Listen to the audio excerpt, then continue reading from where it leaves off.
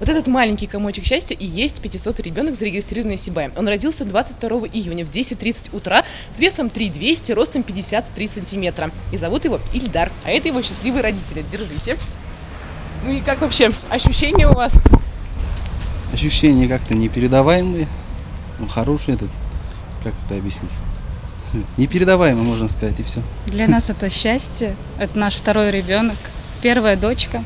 Она осталась дома. Ей 2 года. Вот 25 июня ей исполнилось. А это наш второй сын. Надеемся, что и по жизни он тоже будет таким же счастливым, радостным. Традиция чествования 100-го, 500-го и 1000-го ребенка в нашем городе началась с 2011 года, когда показатели рождаемости стали повышаться. Это значимое событие поддержала городская администрация и спонсоры. Наш генеральный спонсор, который помогает нам чествовать торжественно 100-го, 500-го и 1000-го ребенка, это подарочный салон «Идиллия», директор магазина Диля Хусаинова. Анне, от ее имени разрешите вручить вам вот такую мягкую игрушку замечательную.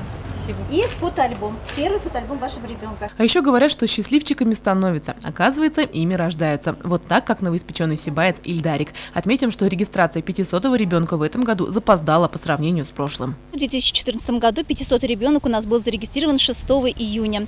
К сожалению, сейчас чуть-чуть позже, но все-таки июнь месяц, 30-го, я думаю, что мы нагоним нашего 1000-го ребенка. Это второй ребенок в семье Байсуриных. Мы очень рады за эту семью. Красивая, молодая, перспективная семья. Здоровья, счастья этому ребенку. Что ж, остается надеяться, что малыш Ильдар Байсурин и в будущем станет таким же везунчиком. Ведь даже его имя в переводе с арабского означает «близкий к Богу». Елена Афанасьева, Дамир Хайбуль, Любовь Карпова, телекомпания СТВ.